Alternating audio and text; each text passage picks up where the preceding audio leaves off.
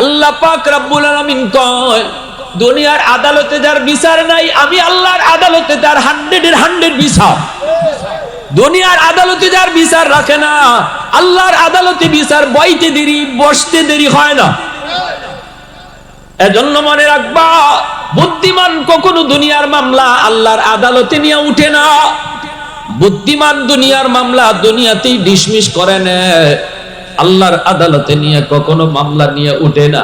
কিয়ামতের ময়দানে সবাই সবার থেকে ভাগবি, কেউ কাউকে একটু উপকার করবে না, কেউ কাউকে মায়া দেখাবে না।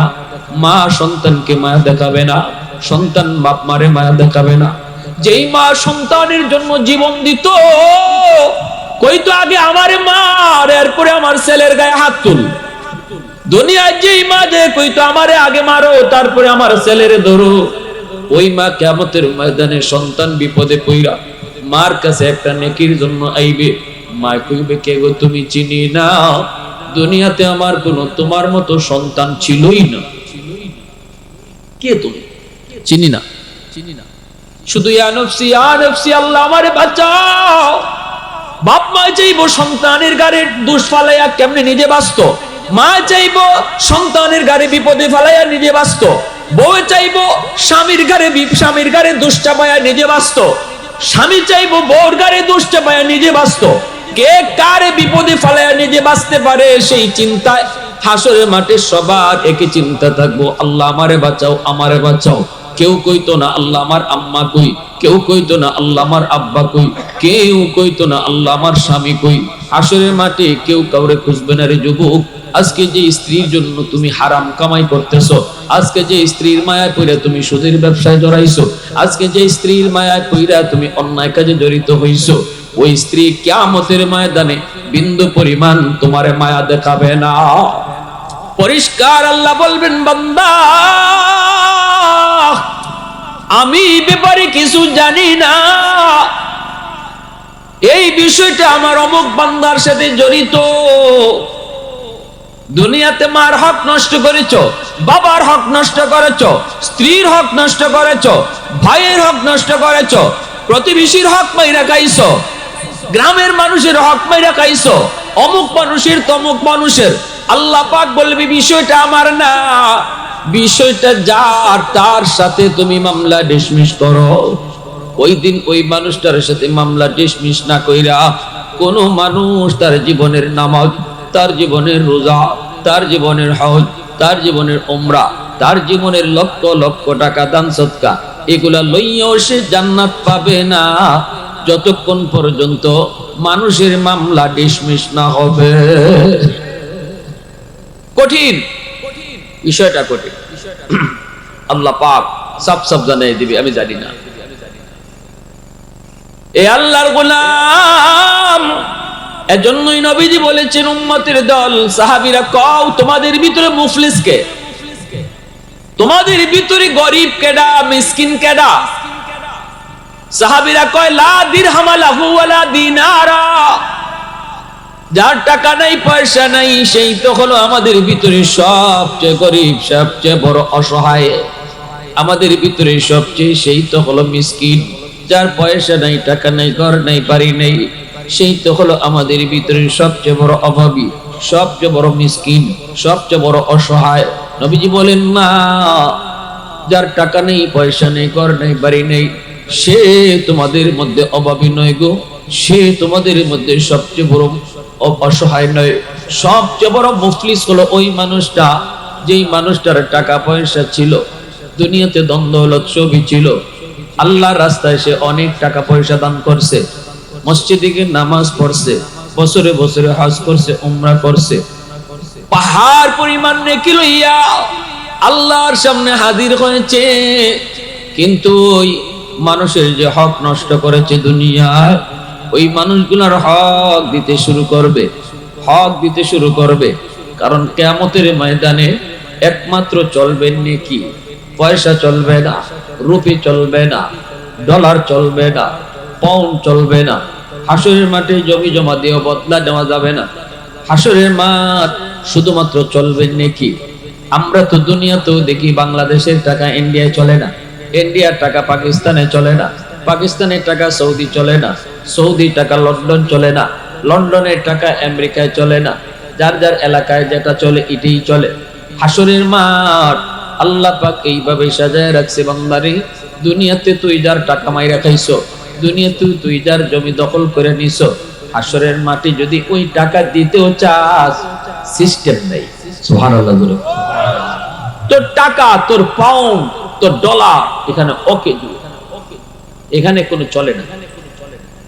এরপরেও বলেন কোন টাকা পয়সা লইয়া কেউ কবরে যায়নি? জোরে বলেন। জমি জমা লইয়া, হ্যাঁ, 4 আঙ্গুল জমি দখল করে নিছো, আর রসুল বলেন 7 তবক জমিন তোমার গলাত আল্লাহ হাসরের মাঠে লটকাই দিব। 4 আঙ্গুল জমি দখল করছো একজন দুর্বলের। ইত্তাকি দাওয়াতাল মাজলুম ফাইন্নাহু লাইসা বাইনাহা ওয়া বাইনাল্লাহি হিজাব।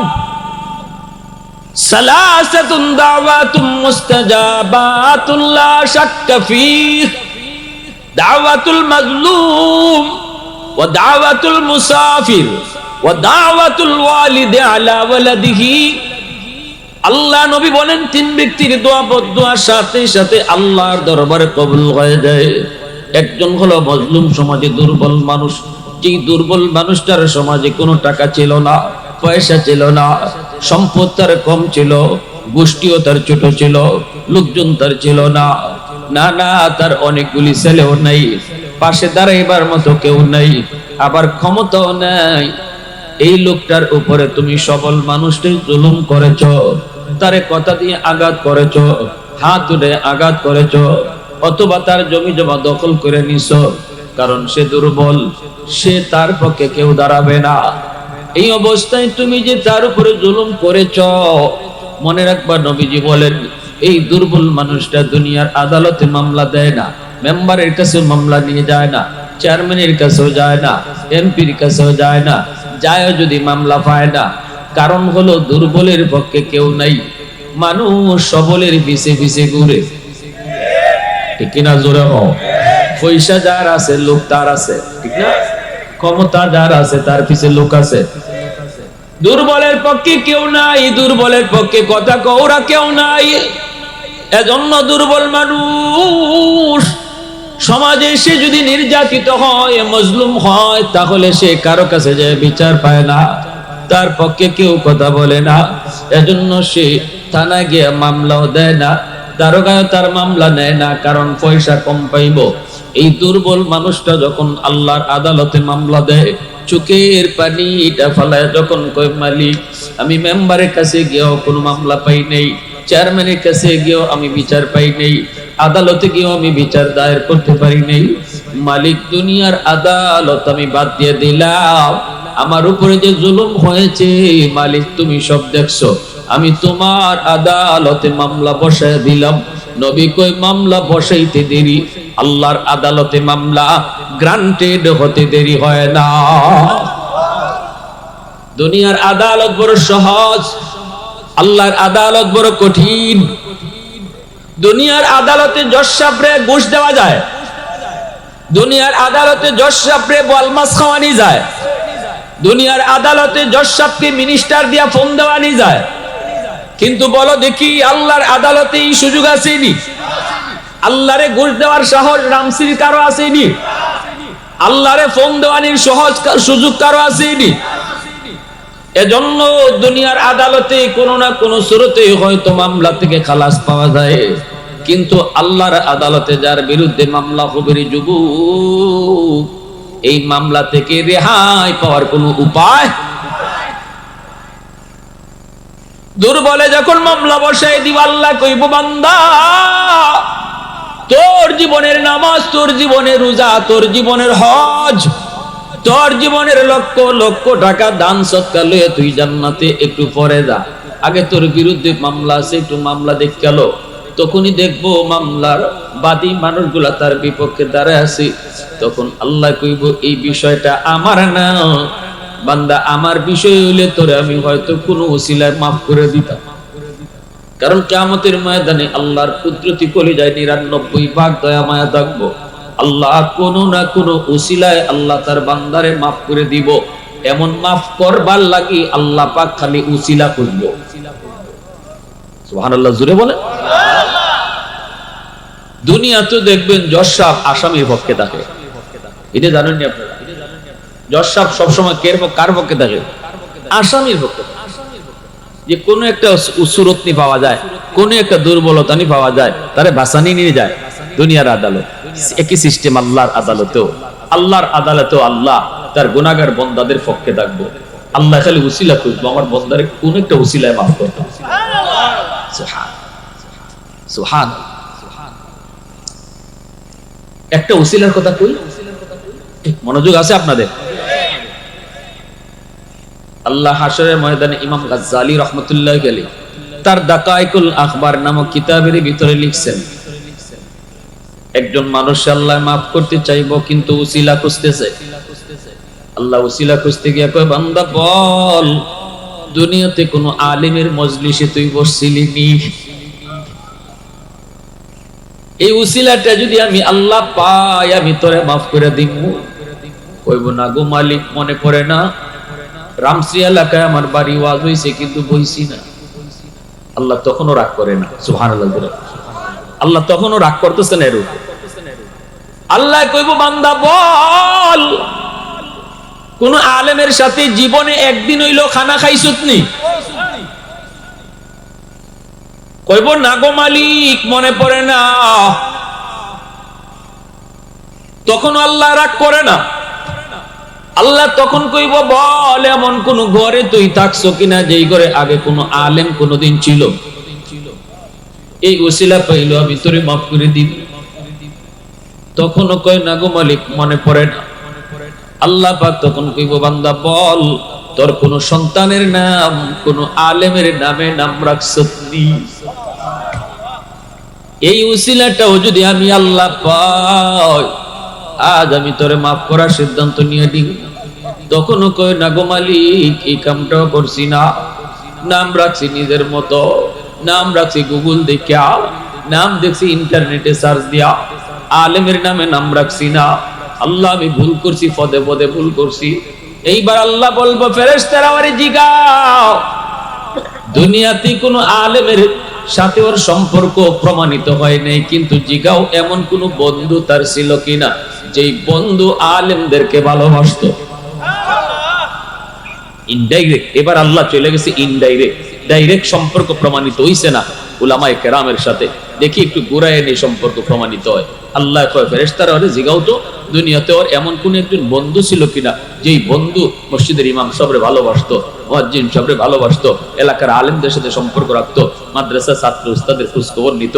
এরকম একটা ছেলের সাথে তার বন্ধুত্ব ছিল কিনা, যদি এতটুকু উসিলাও পাই, আমি মাফ করে দিই। আল্লাহ। তখন কইব, মালিক, মনে পড়েছে, মনে পড়েছে, দুনিয়াতে আমার একজন বন্ধু ছিল। আমার ওই বন্ধু উলামায়ে কেরামকে ভালোবাসতো, উলামায়ে কেরামকে মহব্বত করত, ইমাম সাহেবরে বড় ভালোবাসতো, মুয়াজ্জিন সাহেবরে ভালোবাসতো, মাদ্রাসার ছাত্রদের খোঁজ খবর নিত। আমার আয়েশা মাঝে মাঝে গল্প শোনাইতো, আমার আয়েশা গল্প শোনাইতো, মাদ্রাসায় এই লাগবো ওই লাগবো, আমারে নিয়ে মানুষের বাড়িতে মাঝে মাঝে যাইতো। হ, মনে পড়েছে, দুনিয়াতে আমার একজন এমন বন্ধু ছিল। তখনই আল্লাহ পাক রব্বুল আলামিন কইব, ফেরেশতারা, আমার বান্দারে আর জাহান্নামে নেওয়া লাগবে না। সুবহানাল্লাহ। হুজুরে অনেকদিন পরে দেখছি, আলহামদুলিল্লাহ। সবাই কোন আলহামদুলিল্লাহ। তখন আল্লাহ কইব, ফেরেশতারা, আমার বান্দা আমার নবীর নায়েব উলামায়ে কেরামের সাথে তার সম্পর্কটা একটু গুরাইয়া প্রমাণিত হইছে, ডাইরেক্ট না। যাও, এই উসিলায় আমি আল্লাহ হাসরের মাঠে তারে মাফ করে দিলাম। প্রশংসা করব কার? এই পিছনে বাইরে জোরে আওয়াজ দিয়া কও, এতটুকু উসিলায় যে আল্লাহ মাফ করে দিব, এই আল্লাহর প্রশংসা করবেন না? কার প্রশংসা করব? আলহামদুলিমান কাদ্দারা খাইরান ওয়া খাবালা,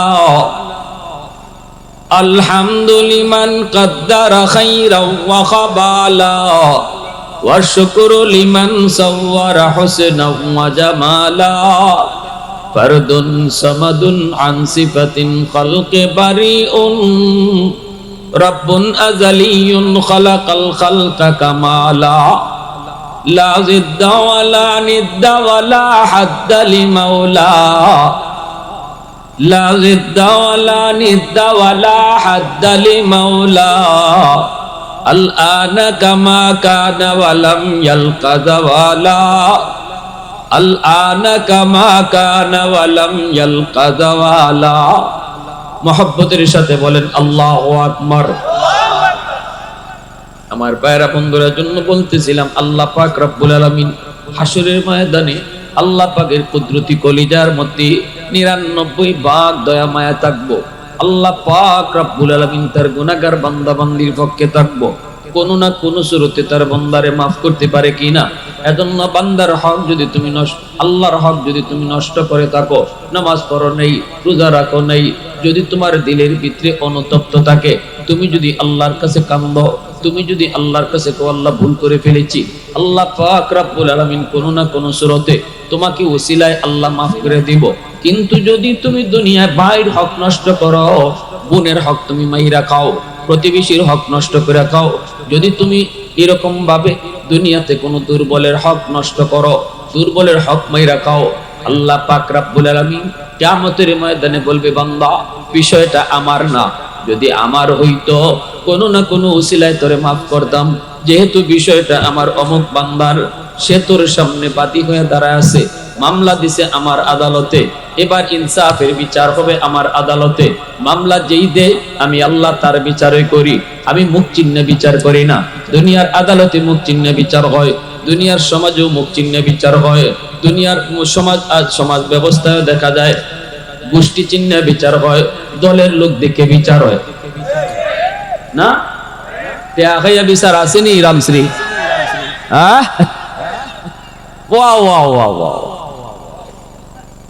বিচারের আগের দিন রাইতে কবিরাজি চলে, ঠিক না? 500 টাকা দিয়ে আইসে, চাচা কালকে পয়েন্ট ধরাই দিও।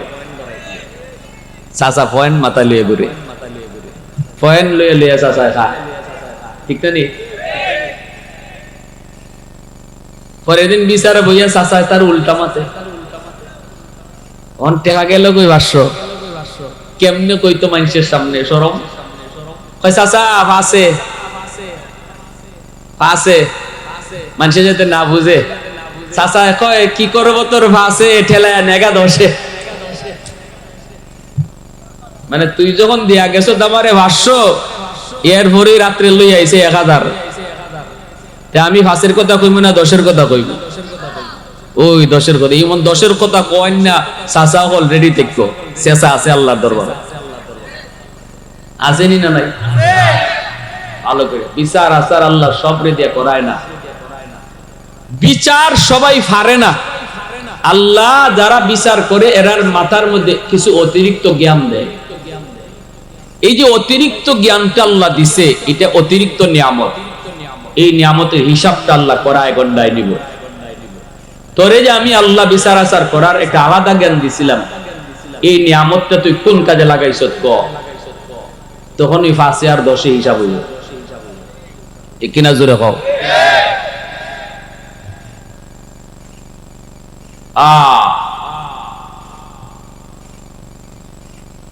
আমার রাসূল রহমতের নবী ইনসাফ প্রতিষ্ঠা করার জন্য দুনিয়ায় ছিলেন। নবীজি আল্লাহ নবীর সামনে, নবীজির কাছে এক মহিলা চুরির অপরাধে ধরা পড়ছে। মহিলার বংশ হইল নবীর বংশ, কুরাইশ বংশ। এখন সাহাবায়ে কেরাম চিন্তায় পড়ছেন, চুরির অপরাধে যদি হাত কাটা হয় তাহলে আমার রাসূলের বংশের ইজ্জত যায়। এখন এটারে কি করণ, একটু হালকা করা যায়নি? বিচারটা একটু হালকা করা যায় কিনা? সবাই একমত হইলেন, বিচারটা হালকা করা দরকার।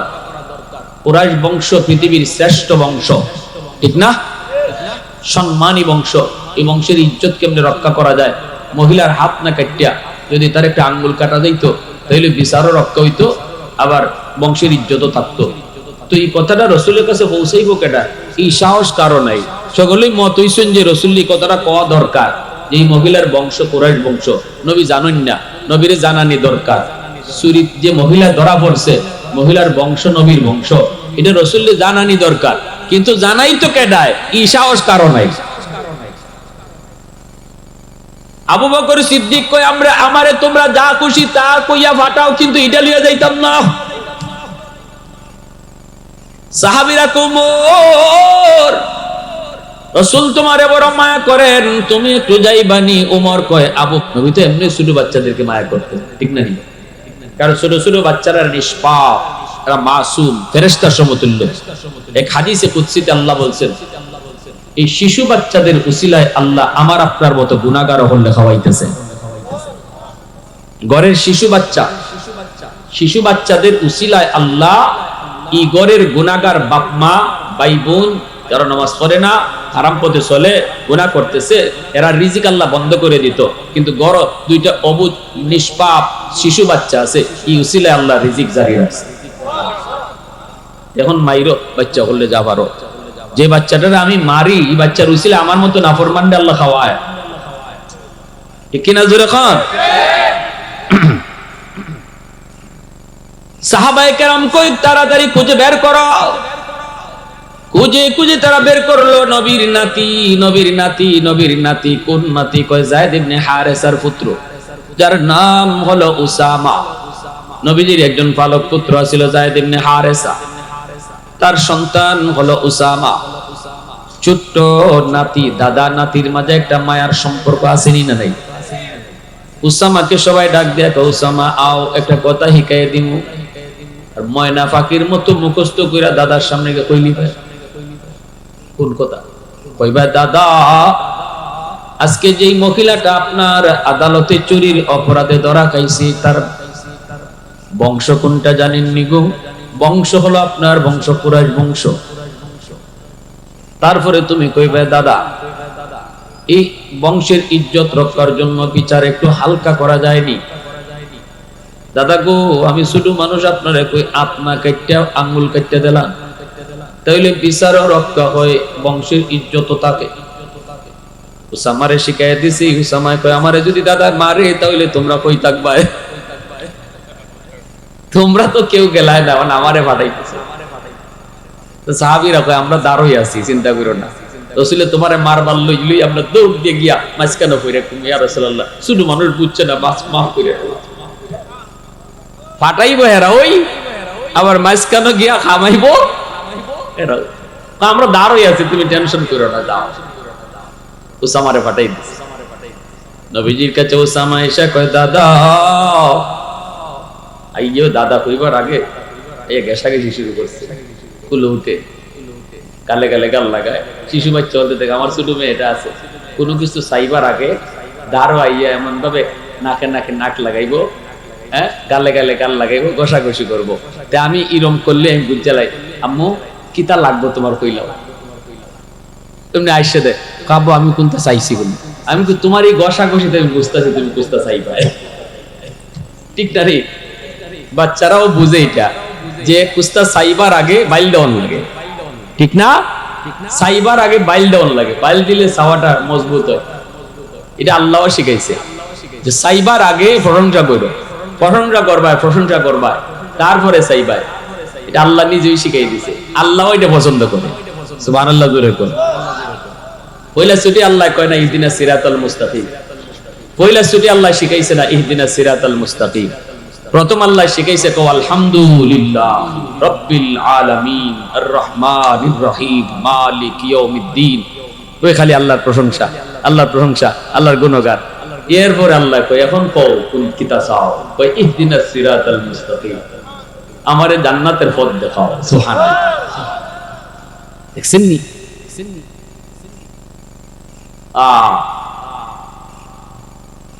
কিছু চাইতে হইলে, কিছু পাইতে হইলে কিছু দিতে হয়, ঠিক না নি? বাপ মার কাছ থেকে যদি আপনি দোয়া পাইতে হয়, তাইলে বাপ মার সাথে খারাপ আচরণ করলে দোয়া আইব কোনদিন? বাপ মার সাথে ভালো আচরণ করলে তো দোয়া আইব। আলেম ওলামার কাছ থেকে আপনি দোয়া নিতেন, বেয়াদবি করলে আইব?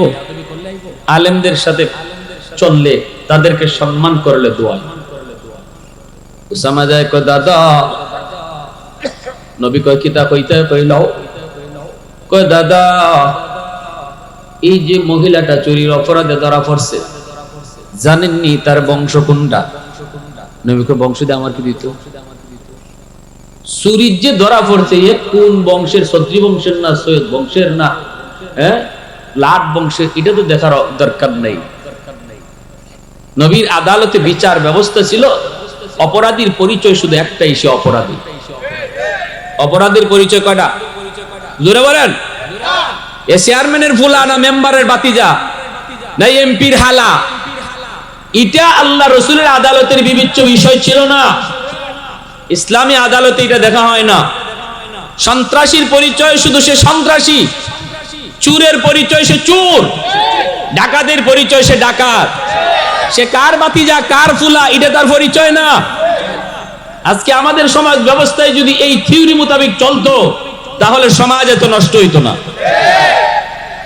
আমাদের সমাজে তো চেয়ারম্যানের ফুলায় চুরি করলে তার লাগে বিচার এক জাতের, আর রিক্সাওয়ালার ফুলায় চুরি করলে তার বিচার আরেক জাতের, ঠিক না? গরিবরে দর যাইতিয়া আর চেয়ারম্যানের ফুলা হইলে বাদ দিলাও, এখানে মাতন দিত না। ছত্রী ফুল হইলে মাতন দিত না। এই ইসলামের রুল নয়। যার কারণে সমাজে এত বড় বৈষম্য সৃষ্টি হয়েছে, সমাজে অশান্তির সৃষ্টি হয়েছে। 16 বছর 17 বছর 18 বছর দেশ জ্বালায় গেছে শুধু এই কারণে, ঠিক কি না? এই কারণে বিচার ব্যবস্থায় বৈষম্য।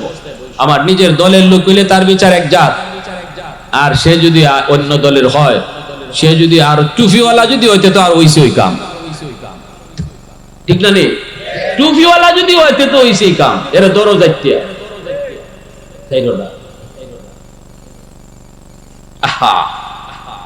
অতীতের বহু জাতিকে আল্লাহ ধ্বংস করে দিছে শুধু বৈষম্যমূলক বিচার ব্যবস্থার কারণে। বহু জাতিকে জাতি আল্লাহ ধ্বংস করে দিছে। আল্লাহ রাসূল তার হাদিসে বলছেন শুধু এই অপরাধটা আল্লাহ সইতে পারে না।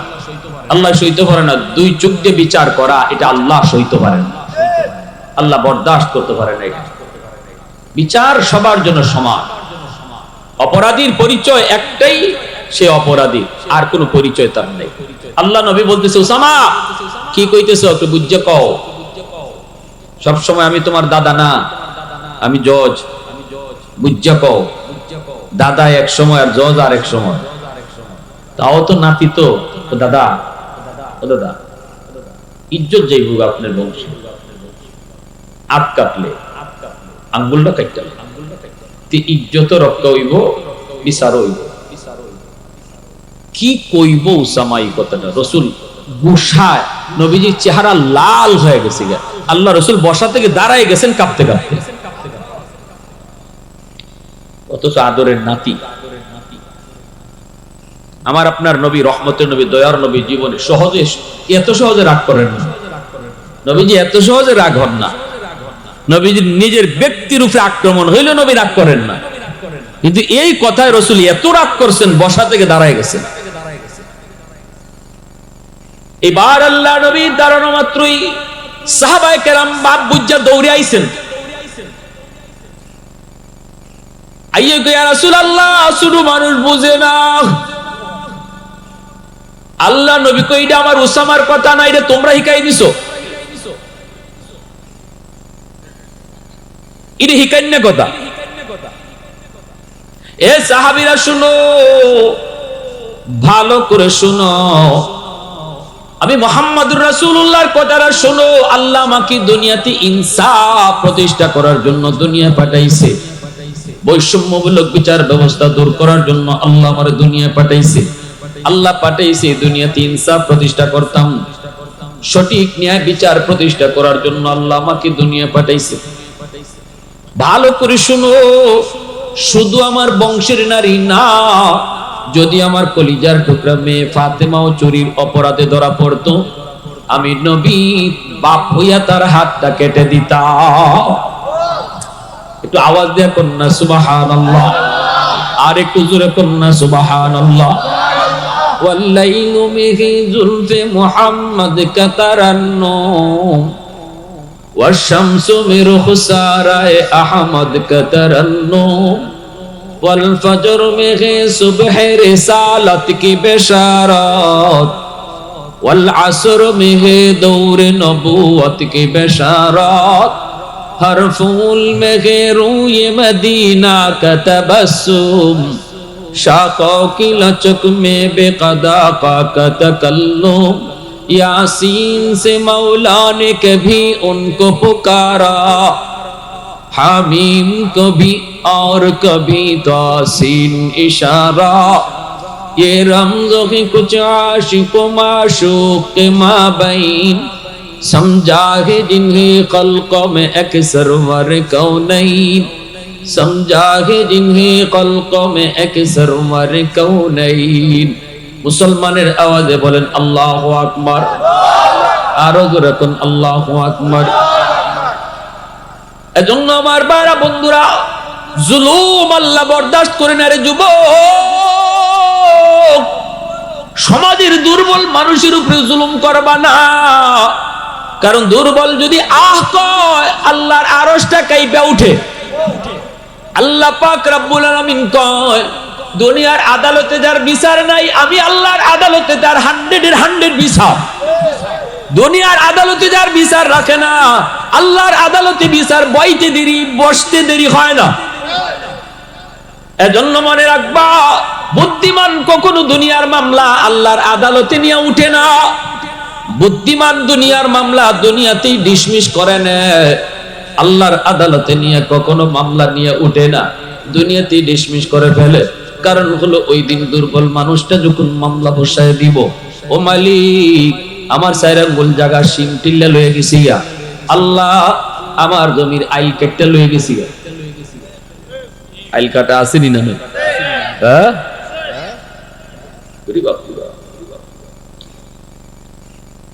আবার কিছু মানুষ আছে আইলের নিচ দিয়ে ফুটা কইরে আরেক জমির পানি লই যায়। ইতারে কেমনে কি হইছে? কয় কাখরা গাতা করে লিছে। ও ডাকাইতে কইবা হুজুরই তো জানে ভক্তি। কাখরায় গাতা করছে না, তুমি কাখরা হইছো, এটা জানেন কেডা? জোরে ক আল্লাহ। রাই তৈলি খালি 4 আঙ্গুল শিম হরে, সকালে উঠতেই দেখা যায় 2 আঙ্গুল হরছে, এরপরে দেখা যায় হরছে। এই খাসলত আছে। আবার কিছু মানুষ আছে বইনের হক দেয় না। বাপ মরে যাওয়ার পর বাপের সম্পত্তির মধ্যে ভাই বোনের হক বন্টন করছেন কেডায় জানেন নি আপনারা? এটা আপনাদের চেয়ারম্যানে না, রামশ্রী চেয়ারম্যানে দিয়েছেন। এটা চেয়ারম্যানের কামই না, এটা মেম্বারের কামই না। বাপ মরলে পরে বাপের সম্পত্তি বন্টন করছেন কেডায়? ভাইয়ে কদ্দুর পাইব, বইনে কদ্দুর পাইব, এটা কেডায় বন্টন করছে? এখন দেখা যায় ভাইয়ে বইনের হক দেয় না, যদ্দুর অংশ বইনে পাইতো দেয় না। বইনের নিত চাইলে বইনে কয় নিবি গে সব, নিবি গে লই যাবি সব, আর বেড়াইতে আইবি না। বাপ মরছে তো কি হয়েছে, বেড়াইতে আইবি না আর বাপের বাড়ি? বইনের ডর দেখায়। যে বেটি বিয়া হয়েছে আর একবার গেছে, দেখবেন মহিলারা স্বামীর বাড়ি যতই যাও, বুড়া হইলো বাপের বাড়ি বলতে পারে না। বাপের বাড়ির টান থাকে। ওই বাপের বাড়ির যেদিন আইব, এদিন তারা ঈদের আনন্দ এত, অথচ তাই বুড়ো হয়ে গেছিল, বুড়ো হয়ে গেছিল। আমার শাশুড়ি, আমার আম্মা তো নাই, আমার শাশুড়ি এখনো তাই বাপের বাড়ি তাইলে, ওরে আল্লাহ কি যে আনন্দ, কি যে খুশি। আমি তো বুঝি এই জিনিসটা। মহিলারা এটা কোনো দিন দিল থেকে হরাইতে পারেন, বাপের বাড়ি বদনাম করেন, বাপের বাড়ির কথা বলতেও পারেন। এমনকি যদি বাইজিরে পুতের লাগে বিয়া করে আনে, তাহলে বাইজিরে আর বাপের বাড়ির খুঁটাও দিতে পারে না। বাপের বাড়ির খুঁটা দিলে তো কেউ উঠে পড়ে যায় নিজেরই, ঠিক না নি? হ্যাঁ, যে বেটিন ফুফাতো বোনের কাছে, ফুফাতো ভাইয়ের কাছে বিয়া বলছে, বড় সুখী আছে, তো হৌরি খুঁটা দেয় না। খুঁটা দিলে তো নিজের উপরে পড়ে। যদি খালি কইব বাপ মা কোনটা শিখাইছে নানি, বাপের বাড়ি কোনটা শিখছো নানি, তখন কই উঠবো আমার বাপের বাড়ি তোমার বাপের বাড়িতে এক বাপের বাড়ি হই।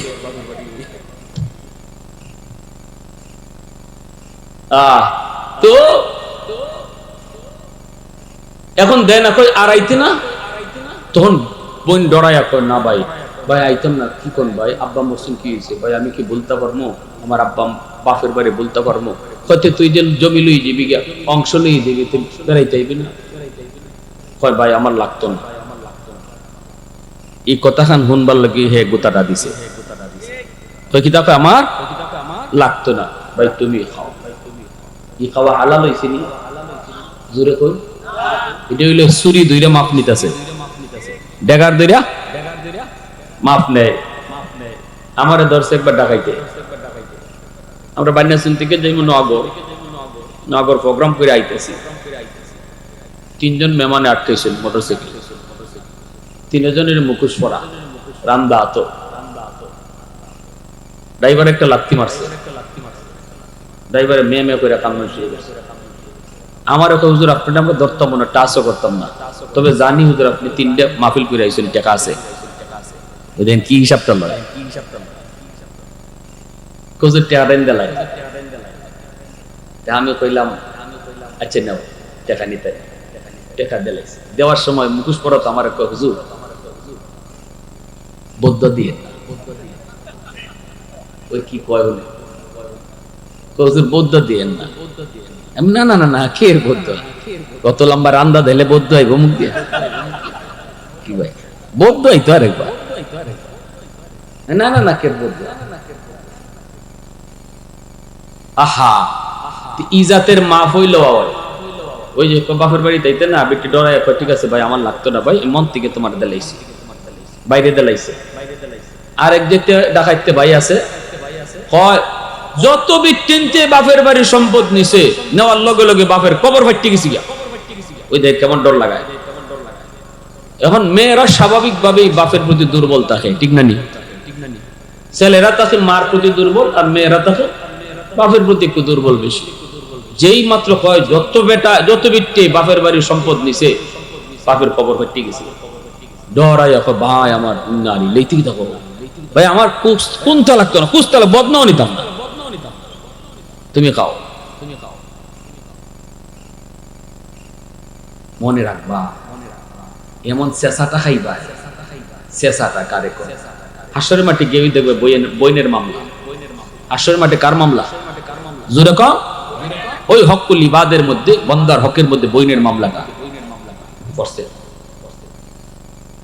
আল্লাহ পাক রব্বুল আলামিন তখন কইব যা বইনের কাছ থেকে তুই মামলা আগে ডিসমিস কর, এরপরে আমি আল্লাহ তোর নামাজ রোজা লইয়া তোরে জান্নাতি দিন। বোনকে যায় কইব বোন গো মাফ করবা, বোন তুমি মাফ করে দাও, এত আদরের বোন ছিলা তুমি, বোন তুমি মাফ করো। বোনটা তখন কইব বাইরে হাসরের মাঠ মাফ করার জায়গা না, হাসরের মাঠে কেউ কারো মাফ দেয় না, হাসরের মাঠে কেউ কাউরে মায়া দেখায় না, হাসরের মাঠ মায়া দেখাইবার জায়গা না, মাফ করার জায়গা, মাফ নেওয়ার জায়গা ছিল দুনিয়ার জগৎ। দুনিয়াতে আমারে বাপের কবর ফাইটতে যাওয়ার ডর দেখাইছো, দুনিয়াতে আমার মেহমানদারির ডর দেখাইছো,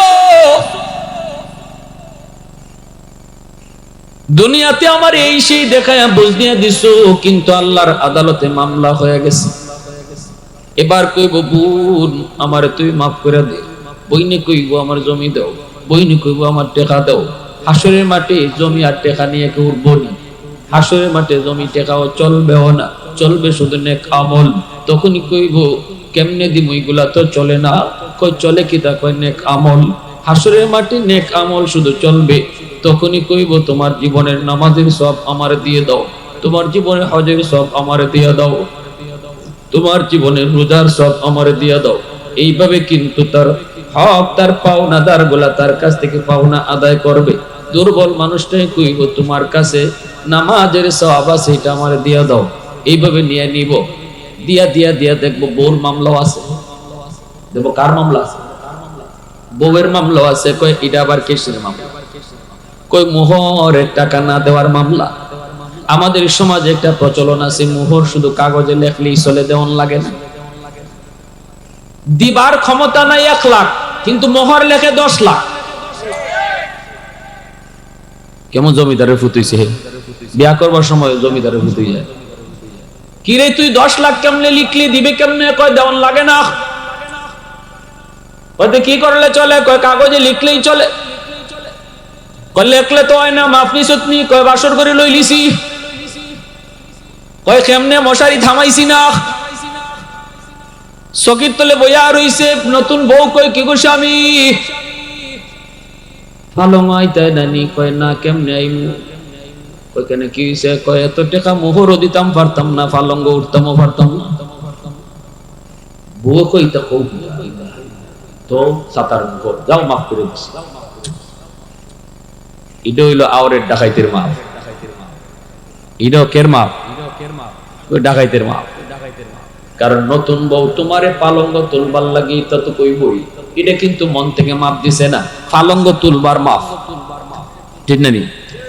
কিয়ামতের ময়দানে দেখবে 10 লাখ টাকা মোহরের মামলা রেডি আল্লাহর আদালতে। ওই দিন বউ তোমারে বিন্দু পরিমাণ ছাড় দিবে না। এত মায়া কইরা যায় কইবা, বিবি গো ঈদে ঈদে তোমারে নতুন শাড়ি কিনে দিলাম। ও বিবি, যখন যা চাইছো তোমারে তা আইনা দিছি। বিবি গো একটু মাফ করো, আটকে পড়লাম তো। বিবি তখন কইব, কেডা তুমি? অত মায়া আমার কাছে নেই, অত মায়া নাই। কিয়ামতের মাঠে কেউ কাউরে মায়া দেখায় না। ইয়াউমা ইয়াফিরুল মারউ মিন আখিহি ওয়া উম্মিহি ওয়া আবিহি ওয়া সাহিবাতিহি ওয়া বানিহি লিকুল্লি ইমরিইম মিনহুম ইয়াউমা ইযিন শা'নুন ইউগনি। কিয়ামতের ময়দানে সবাই সবার থেকে ভাগবে, কেউ কাউকে একটু উপকার করবে না, কেউ কাউকে মায়া দেখাবে না। মা সন্তানকে মায়া দেখাবে না, সন্তান বাপ মারে মায়া দেখাবে না। যেই মা সন্তানের জন্য জীবন দিত, কইতো আগে আমারে মার, এরপরে আমার ছেলের গায়ে হাত তুল। দুনিয়ায় যেই মা যে কইতো আমারে আগে মারো, তারপরে আমার ছেলেরে ধরো, ওই মা কিয়ামতের ময়দানে সন্তান বিপদে পইরা মার কাছে একটা নেকির জন্য আইবে। মা কইবে, কে গো তুমি? চিনি না, দুনিয়াতে আমার কোনো তোমার মতো সন্তান ছিলই না। কে তুমি? চিনি না। শুধু ইয়া নফসি ইয়া নফসি, আল্লাহ আমারে বাঁচাও। বাপ মা চাইবো সন্তানের গাড়ে দোষ ফালাইয়া কেমনে নিজে বাঁচত, মা চাইবো সন্তানের গাড়ে বিপদে ফালাইয়া নিজে বাঁচত, বউ চাইবো স্বামীর গাড়ে দোষ চাপাইয়া নিজে বাঁচত, স্বামী চাইবো বউর গাড়ে দোষ চাপাইয়া নিজে বাঁচত। কে কারে বিপদে ফালাইয়া নিজে বাঁচতে পারে, সেই চিন্তায় হাসরের মাঠে সবার একই চিন্তা থাকবো, আল্লাহ আমারে বাঁচাও, আমারে বাঁচাও। কেউ কইতো না আল্লাহ আমার আম্মা কই, কেউ কইতো না আল্লাহ আমার আব্বা কই, কেউ কইতো না আল্লাহ আমার স্বামী কই। হাসরের মাঠে কেউ কাউরে খুঁজবে না রে যুবক। আজকে যে স্ত্রীর জন্য তুমি হারাম কামাই করতেছো, আজকে যে স্ত্রীর মায়ায় পইরা তুমি সুদের ব্যবসায় জড়াইছো, আজকে যে স্ত্রীর মায়ায় পইরা তুমি অন্যায় কাজে জড়িত হইছো, ওই স্ত্রী কিয়ামতের ময়দানে বিন্দু পরিমাণ তোমারে মায়া দেখাবে না। ছোট ভাই কয়, ভাই সুদের ব্যবসা কইরো না, কারণ হাসরের মাঠে এই সুদের টাকা দিয়ে আমরা যারারে ফালতেছো খাওয়াইতেছো, কেউ তোমার উপকারে আসবে না। বড় ভাই কই, কসকি তুই? রক্ত পানি করতেছি, বউ বাচ্চা ফালতেছি, এরা আমার উপকারে আইতো না, আমার সাহায্য করতো না। কয় না। ছোট ভাই পরে মাদ্রাসায়, বড় ভাই করে সুদের ব্যবসা। এইবার বড় ভাই কয়, যা হর। ছোট ভাই কয়, যদি তোমার বুঝে না পড়ে তাহলে দুনিয়ায় পরীক্ষা করে দেখো, বিপদে পড়লে তোমার পাশে কেডা খার হয়? কেমনে পরীক্ষা করবো? ছোট ভাই কয়, চলো আমার সাথে, বট গাছের তলে তোমার লইয়া যাইমু, তুমি মরা মানুষের বাম ধরে পড়ে থাকো, এরপরে তোমার বাড়িতে লইয়া আইমু, তোমার লাশ বানাইয়া। আর তুমি লাশ, এরা জানবো সবাই তুমি লাশ, আর আমি জানি তুমি জিতা, তুমিও জানো তুমি জিতা। খালি কানটা খাড়া রাখো, বাবি কি দেখয়, আব্বাই কি দেখয়, আম্মাই কি দেখয়, ভাতিজাই কি দেখয়, একটু শুধু কানটা খাড়া কইরা শূন্য। যেমন কাজ তেমন কথা, যেমন কথা তেমন কাজ। লাশ নিয়ে এসে কই, আব্বা ভাইয়া তো বট গাছের নিচে গিয়া ওই ফইরা গেছে মাটিত।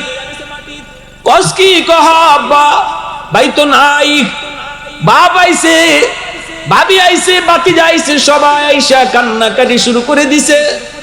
নাই নাই নাই, সবার একই কথা নাই।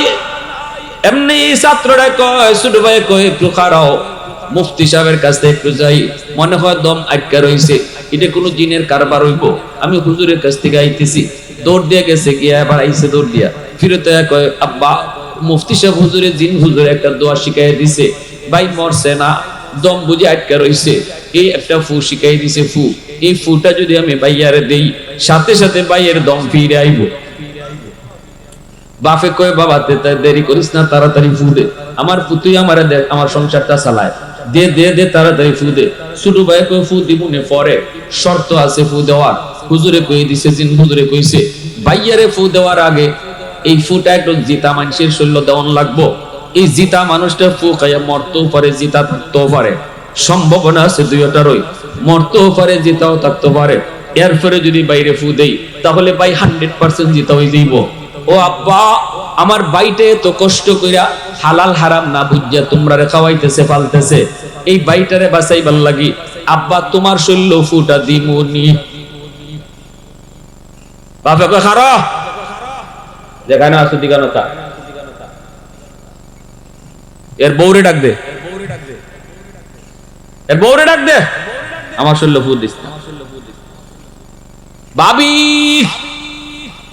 দৌড়ে আইছে, ভাবি ভাইয়া মরছে না, ভাইয়া জিতা হই যাইব। কেমনে কই, জিন হুজুরে ফু শিখাই দিছে, ফু দম আটকে রইছে, তাড়াতাড়ি দেও। হারলতে এর আগে একটা শর্ত আছে, একখান ফু, এই ফুটা জিতা মানুষের শরীর আগে দেওয়ান লাগবো। এই জিতা মানুষটা ফু খাইয়া মরতেও পারে, জিতা থাকতেও পারে। এরপরে যদি বাইরে ফু দেই, ভাই 100% জিতা হইব। জিন হুজুরে কই দিছে, আব্বারে কইছিলাম ফুটা লইব নি, আব্বাই ফুল লয় না। ও বাবি, তুমি তো আমার ভাইয়ের জানের জান, ফরানের ফরান, ঈদে ঈদে শাড়ি দিছে, অলংকার দিছে, এই বাইটারে বাঁচাইবার লাগে তোমার শরীর ফু দিমুনি। এমনি ভাবি কয়, যেখানে আসি গানে খারো, যে মরছে হই মরু, যে মরছে মরা বেটা শুনতাছে নি, জোরে মাতবা মরা বেটা শুনেনি, এ মরা না জিতা। মনে মনে কয়, কিতা কইলে, যে বেটা মরছে হই মরু, দেখারো জিতা হইল, খালি জিতাটা হইল। ডাক দিছে, বাতি যা, তোমার আব্বা জিতা হইব, ফু একটা লইবাইনি, তোমার মায়া লয় না, তোমার দাদা লয় না। বাতিদারে মেট্রিক পরীক্ষা পাস করছো, মোবাইল কিনে দিছে, ইন্টারমিডিয়েট পাস করলে তোমার হুন্ডা কিনে দিব, এত মায়া করে আমার ভাইটাই তোমার এই বাপরে বাসে এইবার লাগে, এই ফুটা তুমি শরীরে নিবাইনি। এমনি বাতিদা কয়, চাচা যেখানে আছো এখানেই থাকো, আজ থেকে তুমি আমার আব্বা। আমার বাপুই পাল্টাইলিছে। এমনি মরা বেটা উঠতে দিছে দৌড়, এক দৌড়ে মুফতি যাবে দাও, গিয়া কো, হুজুর তওবা করলাম, জীবনে আর সুদ খাইতাম না, বুঝ হয়ে গেছি হুজুর, আমার জন্য কেডায় কদ্দুর করবে, একটাই হয় যেটা মরছি এটাই মরুক, আর ফুলায় আব্বই বদলাইলাই, দরকার নেই হুজুর আর জীবনে হারাম কাজ নেই। এজন্য আজকে মনে রাখো, যে বিবির জন্য এত মায়া এত দরদ, যে সন্তানের মায়া দরদে পড়ে তুমি হারাম কামাই করতেছো, যুবক মনে রাখবা, কিয়ামতের মাঠে এই সন্তান তুমি বাপরে পরিচয় দিত না, এই স্ত্রী তুমি স্বামীর পরিচয় ঠিক মতো দিবে না। এজন্যই আল্লাহ পাক রব্বুল আলামিন কইব, মামলা ডিসমিস করো, এরপরে জান্নাতে যাও, এটা হকুল ইবাদ, বান্দার হক।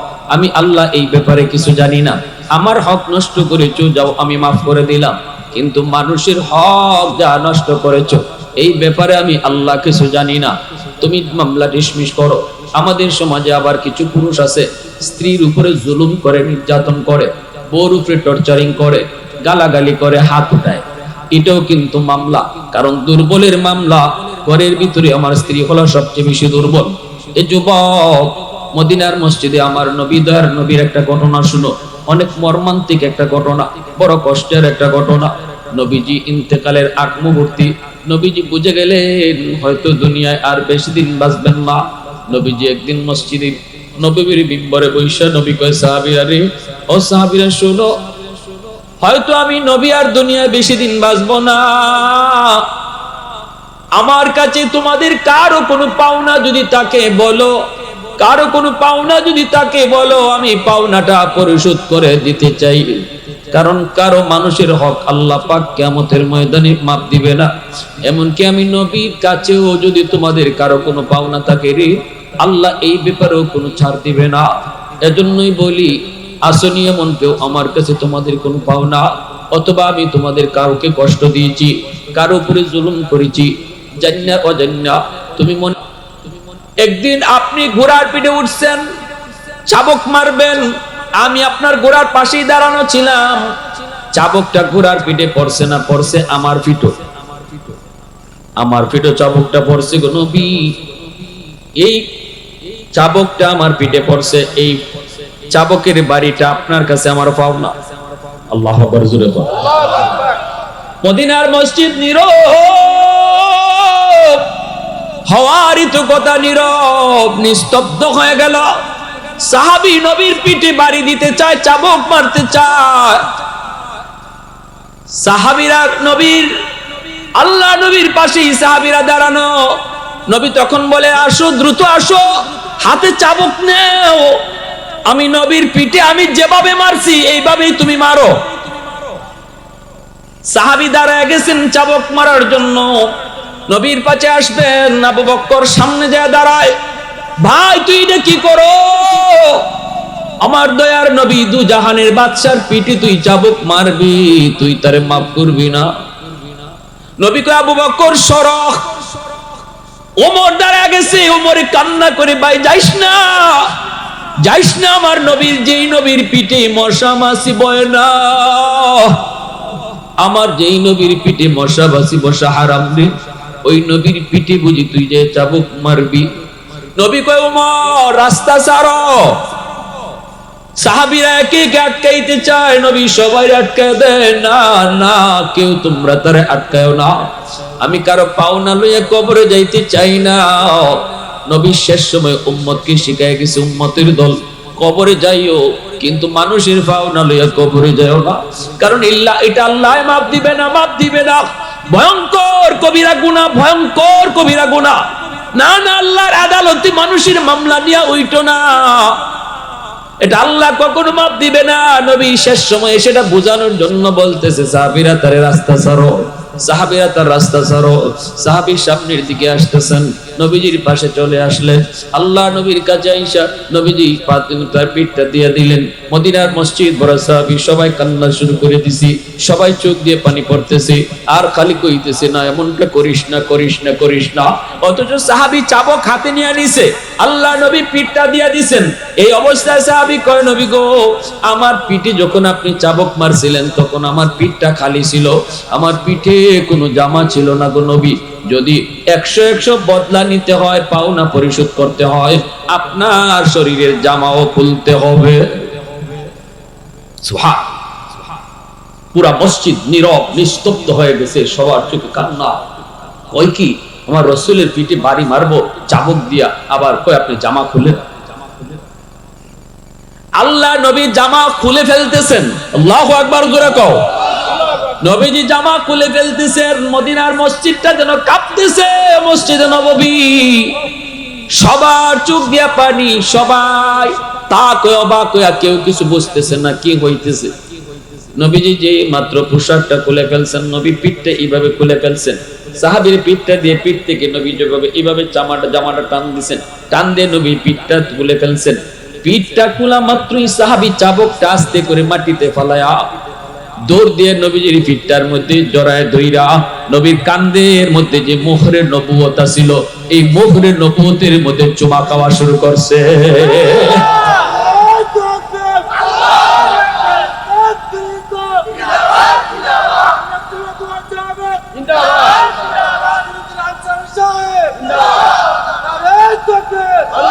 कौनैन मुख्तार खुदा तुमको बनाया, कौनैन मुख्तार खुदा तुमको बनाया, उम्मत का निगाहबान खुदा तुमको बनाया, उम्मत का निगाहबान खुदा तुमको बनाया। मौला मेरा आका मेरा रहमत की नबी है ताजदार मदीना है तो माह अरबी है ताजदार मदीना है तो माह अरबी है अशजार ने देते हैं नबूवत के शहादत तशकीक कमर में है तो अंगुल की इशारा तशकीक कमर में है तो अंगुल की इशारा मुसलमानेर आवाज़े को अल्लाहु अकबर साहाबी चिৎকার দিয়া কই নবী গো আমি চাবুক দেওয়ার নিয়তে আপনার পিঠের জামা খুলাই নাই মূলত মোহরে নবুয়তে চুমা দেওয়ার জন্য সুবহানাল্লাহ ভাইরা বন্ধুরার জন্য নবী শিখায় গেছে উম্মতকে উম্মতের দল আমার নবী তো 100% শিওর ছিলেন নবীর পিঠে চাবুক মারবে রহমতের নবী চাবুক মারা সহ্য করে নিছেন মান্য নিছেন উম্মতকে শিখায় গেছেন উম্মতের দল আমি নবী যদি আমার পিঠে চাবুকটা নিয়ে কবরে যেতে চাই তাহলে তোমরা তোমাদের কবরে কেমনে যাইবা অমুকের পাওনা লইয়া তমুকের পাওনা লইয়া অমুকের মনে কষ্ট দিয়া বউর মনে কষ্ট দিয়া মার মনে কষ্ট দিয়া মনে রাখবা একজন মা সন্তানের প্রতি যদি অসন্তুষ্ট থাকে যুবক বান্দার হকের ভিতরে বাপ মার হক হলো সবচেয়ে বড় হলো বাপ মার হক এজন্য আল্লাহ পাক পবিত্র কোরআনুল কারীমে বান্দার হকের আলোচনা যেখানেই করেছেন সেখানেই বাপ মার হকের কথা আগে আনছেন ওয়াকাদা রাব্বুকা আল্লা তা'বুদু ইল্লা ইয়্যা ওয়া বিল ওয়ালিদাইনি ইহসানা আনিশকুরলি ওয়া লিওয়ালিদাইক কোরআনুল কারীমের ভিতরে আল্লাহ পাক তার হকের কথা যেখানে কইছেন এখানেই বাপ মার হকের কথাও বলছেন আল্লাহ পাক বুঝিয়ে দিয়েছেন মনে রাখো কোন সন্তানের উপরে যদি বাপ মার মামলা থাকে সে জিন্দেগিতে কোনোদিন জান্নাতে যেতে পারবে না বাপ মার মামলা যদি থাকে যুবক মারে তুমি কষ্ট দাও বাবারে কষ্ট দিয়েছো মারে তুমি খাওয়াও না বউ নিয়ে আরামে বউ নিয়ে বাচ্চা নিয়ে তুমি খাইতেছো অথচ পুরা মা কষ্ট করে বাবা কষ্ট করে মনে রাখবা জিন্দেগির নামাজ জিন্দেগির রোজা জিন্দেগির হজ জিন্দেগির সমস্ত নামাজ রোজা আল্লাহ পাক আটক করে দিবে মদিনার কবরের পাশ দিয়ে আমার নবী যাইতেছেন নবীজি দেখতেছেন অন্তর চোখ দিয়া কবরের ভিতরে একজন যুবক জাহান্নামের আগুনে জ্বলতেছে নবীজি অন্তর চোখ দিয়ে দেখে ফেলছেন দেখাইছেন কেডা জোরে বলেন কেডা আল্লাহ পাক দেখাইছেন নবী ডাক দিয়ে কয় সাহাবীরা রে আমাকে আল্লাহ দেখাইছে এই কবরের ভিতরে একটা যুবক আগুনে পুড়তেছে আর মা কয়ে চিৎকার করে কাঁদতেছে সাপের কামড় খাইতেছে আমি নবী একটু তার জন্য সুপারিশ করব তোমরা আমার সাথে আমিন আমিন বলবা সাহাবায়ে কেরাম নবীর সাথে আমিন আমিন বলছেন কিন্তু যুবকের আযাব বন্ধ হয় না নবী আবারো হাত উঠাইছেন আযাব বন্ধ হয় না আবারো নবী হাত উঠাইছেন আযাব বন্ধ হয় না এবার নবী জানতে চাইলেন মালিক ঘটনা কি আমার হাতের দাম তোমার দরবারে কমে গেল নাকি আমি কি কোনো সমস্যা করেছি আমি কি কোনো ভুল করেছি আল্লাহ পাক কয় না বন্ধু তোমার কোনো ভুল হয় নাই হাতের দামও কমে যায় নাই তোমার হাতের দামও কমে যায় নাই গন্ডগোল হলো অন্য জায়গায় মার কলিজায় ব্যথা মা এখনো দুনিয়ায় জীবিত মরণের সময়টাতেও মা ছেলেরে মাপ দেয় নাই মার কলিজায় ব্যথা দিয়ে সন্তান কবরে চলে আসছে এ যুবক কেউ জানে না কে কবরে আগে যায় মা আগে যায় নাকি ছেলে আগে যায় বাপ আগে যায় নাকি ছেলে আগে যায় দুনিয়া আসার সময় সিরিয়াল মেইনটেইন হয় যাবার কোনো সিরিয়াল নাই সন্তান আগে যাবে না বাপ যাবে দাদা আগে যাবে না নাতি আগে যাবে কেউ জানে না মার কলিজায় ব্যথা এই ব্যথা রাইকেই ছেলে মার কাছ থেকে মাপ না লইয়া মার কলিজায় ব্যথা দিয়া মার কলিজা খুশি না কইরা সন্তান মরণের ঘাটে এই অবস্থায় মা তারে মাপ দিছে না বন্ধু যতক্ষণ পর্যন্ত এই মার কলিজার কষ্ট দূর না হবে আমি আল্লাহ তার আযাব বন্ধ করব না নবী কয় মালিক আমাকে রহমতের নবী বলেছো রহমতের নবী কবরের পার দিয়া যাবে আর কবরের ভিতরে আযাব হবে হয় না গো মালিক হয় না আল্লাহ পাক রব্বুল আলামিন কয় মায় মাফ না করলে আমি মাফ করব না বন্ধু তোমার সুপারিশ কবুল করব না অতএব বলো দেখি মার কলিজায় বাবার কলিজায় ব্যথা দিয়া আব্দুল কাদের জিলানী মঈনুদ্দিন চিশতিরে তোমার ঘরে যদি দাওয়াত খাওয়াইতে আনো একজন দুইজন না হাজারো আব্দুল কাদের জিলানী যদি তোমার জন্য হাত উঠায় তবু আল্লাহ পাক তোমারে মাফ করবে না কারণ আমার নবীর চেয়ে হাজার নয় কোটি আব্দুল কাদের জিলানীও নবীর সমান না। যেখানে নবীর সুপারিশটা আল্লাহ কবুল করলো না, সেখানে আমি আমার পীর সাহেবের দরবারে গরু নিয়ে গেলাম, অথচ মারে খালি কমলা খাওয়াইলাম না, মারে খুশি করলাম না, ফিরবে আমি আত্মি খাওয়াইয়া খুশি করলাম। আল্লাহ খুশি হয় না, আল্লাহ খুশি হয় না। আল্লাহ কই বান্দা বাপ মারে খুশি করলে আমি আল্লাহ খুশি হয়ে যাই। রসুলের মাধ্যমে আল্লাহ জানায় দিছে, রেদার রাব্বি ফি রেদাল ওয়ালিদাইন ওয়া সাখাতুর রাব্বি ফি সাখাতিল ওয়ালিদাইন। এজন্য মায়ার নবী দয়ার নবী কয়, সাহাবীরা তাড়াতাড়ি করে যাও, তার মাকে যে আমার সালাম জানাও। সাহাবায়ে কেরাম মহিলাকে সালাম জানাইলেন। মহিলা নবীর কাছে আসলে পরে নবী কই, মা গো, কবরটা তুমি চিনছনি? মহিলা কই, চিনছি গো নবী, আমার সন্তানের কবর। আল্লাহ নবী কই, মা, সন্তান বুঝি তোমারে কষ্ট দিয়েছে গো, সন্তান বুঝি তোমারে অনেক কষ্ট দিছে, তুমি তারে মাপ দাও নাই, এজন্য কবরে আযাব ভোগ করতেছে। আল্লাহ আমারে অন্তর চোখে দেখায়া দিছে, কবরের আযাব আল্লাহ মানুষে দেখায় না। যদি আল্লাহ কবরের আযাব মানুষে দেখাইতো রে যুবক, রাতের বেলা কবরের পাশ দিয়া তুমি এখন যাও, দিনের বেলাও কেউ কবরের পাশ দিয়া যাইতো না। যদি মানুষকে আল্লাহ কবরের আযাব দেখাইতো, তাহলে মা মরলে পরে মার লাশ নিয়ে সন্তান কবরে যাইতো না, বাবার লাশ নিয়ে সন্তান কবরে যাইতো না। কবর দেখা যায় যে দূর, এর দূরের ভিতরে কেউ বাড়িঘর বানাইতো না, দুনিয়ার নিজাম পাল্টে যাইতো, দুনিয়া অচল হয়ে যাইতো। এজন্যই আল্লাহ পাক কবরের আযাব মানুষের চোখের আড়াল করে রাখছে, মানুষের চোখের আড়াল করে আল্লাহ দুনিয়ার ব্যবস্থাপনা ঠিক রাখছে। কিন্তু আল্লাহ আমার নবীর অন্তর চোখে দেখায় দিছে। নবীজি দেখতেছেন আর বলতেছেন, মা, তুমি তারে মাফ না করলে আল্লাহ তারে মাফ দিত না। আমি একবার না 3 বার তার জন্য সুপারিশ করছি, আল্লাহ আমার সুপারিশ কবুল করে না। মা গো, আমি নবী তোমার কাছে সুপারিশ করি, সন্তানটারে মাফ করে দাও। চিল্লায় চিল্লায় মা মা কইয়া কাঁদতেছে কবরে, তুমি দেখো না আমি দেখতেছি। মা কয়, নবী গো, কেমনে মাপ দিব গো নবী, কেমনে রে মাপ দিব? এই বউয়ের কথায় প্রতি রাত আমারে মারছে, এখনো আমার পিঠে মাইরের দাগ আছে, কেমনে রে মাপ দিব? মার দিল শক্ত হয়ে গেছে, কয় না আমি আরে মাপ দিব না। রহমতের নবী তিনি তো এইভাবে ফালাইয়া যাইতে পারেন না। নবী যে এবার আল্লাহর কাছে, মালিক এখন আমি কি করবো? মার দিল তো শক্ত হয়ে গেছে, মায়ের তো মাপ দিত না। আল্লাহ কেমনে কি করি আমার বুঝে আসে না গো, তবে মার দিলটা নরম করা দরকার। আযাবটা আমাকে তুমি যেইভাবে দেখায় দিছো, এইভাবে তার মারেও আযাবটা দেখায়া দেও। কারণ আমি নবীর বিশ্বাস, মা যদি ছেলের কবরে আযাব দেখে তাহলে মার দিল নরম হয়ে যাবে। আল্লাহ কই, বন্ধু তোমার এই সুপারিশটা আমি কবুল করলাম। সাথে সাথে কবরের আযাবের দৃশ্য আল্লাহ পাক নবীর যেইভাবে দেখাইছে, এইভাবে মার চোখেও আল্লাহ দেখায় দিছে। এখন নবীও দেখতেছে, মায়ও দেখতেছে, সাহাবীরা আর কেউ দেখে না। মায় যেই মাত্র দেখছে ছেলের আযাব, আগুনে পুরার দৃশ্য, আর মা মা কে চিৎকার করার আওয়াজ, সাথে সাথে মার দিলটা নরম হয়ে গেছে। মায় ডাক দিয়া কই, নবী গো, আমি মাফ করে দিছি। সাথে সাথে আল্লাহ আযাব বন্ধ করে দিছে। এজন্য বলি যুবক, দুনিয়ায় কার কলিজায় ব্যথা দিয়া কারে খুশি করতেছো? দুনিয়ার সব মানুষে খুশি করে লাইলো আল্লাহ খুশি হবে না। যদি বাপ মা খুশি না থাকে, শ্বশুর শাশুড়ির খুশি করো, আপত্তি নাই, কিন্তু শ্বশুর শাশুড়ি খুশি থাকলে আল্লাহ খুশি, এমন হাদিস আমরা পাই নাই। হাদিস পেয়েছি, বাপ মা খুশি থাকলে আল্লাহ খুশি।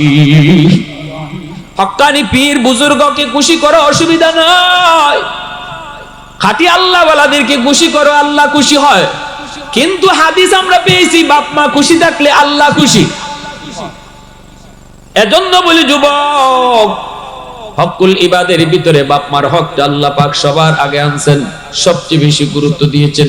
সাবধান, মানুষের হক নিয়ে কেউ চিনিমিনি খেলবা না। আল্লাহ কখনো এটা মাপ দিবে না, মাপ দিবে না। আল্লাহ তার নিজের হক কেউ নষ্ট করলে মাফ করে, কিন্তু বান্দার হক নষ্ট করলে আল্লাহ মাপ দেয়। বড় ভাই ওই ছোট ভাইরে ঠকাইছো, মনে রাখো, মনে রাখো, যে যারে ঠকাইতেছো, যদ্দুরি লাভ করছো, এই লাভের এক আনা লইয়াও কেউ কবরে যাইতে